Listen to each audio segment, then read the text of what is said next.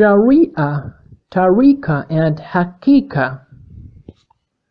One of the important points of contention between the Urafa and the non-Urafa, especially the jurisprudence, is the particular teaching of Irfan regarding the Sharia, the Tariqa, the way, and the Haqiqa, the reality. Both agree in saying that the Sharia, the body of Islamic laws, is based upon a series of realities and beneficial objectives. The jurisprudence generally interpret these goals to consist of certain things that lead the human being to felicity, that is, to the highest possible level, to benefit from God's material and spiritual favors to man. The Urafa, on the other hand, believe that all the paths end in God, and that all goals and realities are merely the means, causes, and agencies that impel the human being towards God.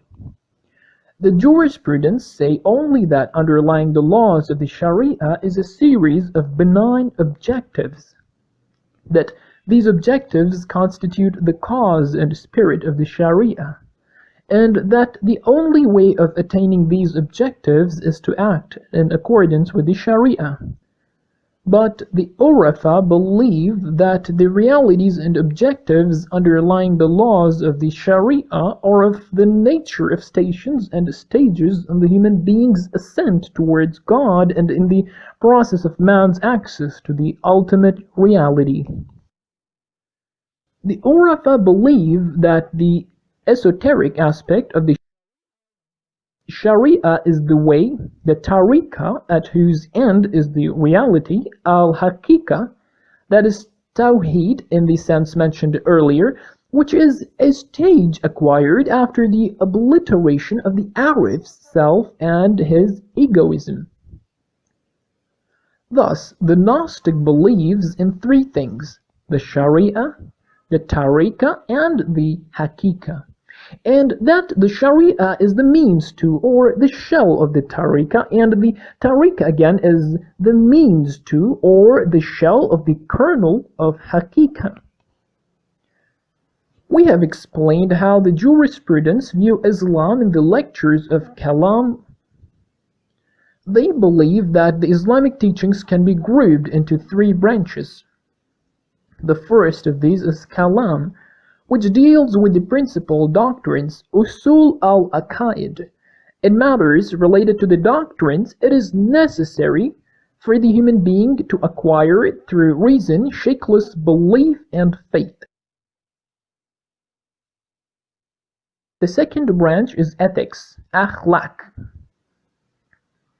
It sets forth the instructions about one's duty in regard to ethical virtues and vices. The third branch, Fiqh, deals with the laws, Ahkam, which relate to our external actions and behavior. These three branches of Islamic teachings are separate from each other. The branch of Kalam is related to thought and reason. The branch of Akhlaq is related to the self, its faculties and habits, and the branch of Fiqh is related to the organs and limbs of the body. However, on the subject of doctrines, the Urafa do not consider merely mental and rational belief to be sufficient. They claim that whatever is to be believed in must be arrived at. One must strive to remove the veils between oneself and those realities. Similarly, with respect to the second branch, they do not consider ethics to be adequate on account of its being static and limited. In place of a philosophical ethics, they suggest a spiritual methodology, Sayr wa Suluk, with its particular composition. Firstly, in the third branch, they have no criticisms. Only in specific instances they express opinions they could possibly be taken as being opposed to the laws of fiqh. These three branches are therefore termed by the Urafa as Sharia, Tariqa, and Haqiqa.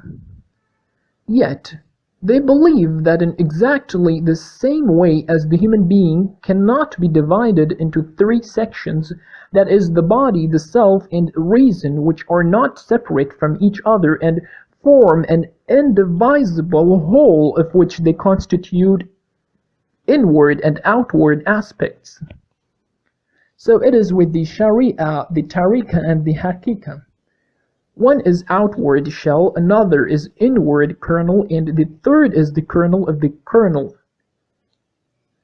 There is a difference, however, is that the Urafa consider the stages of human existence to be more than three.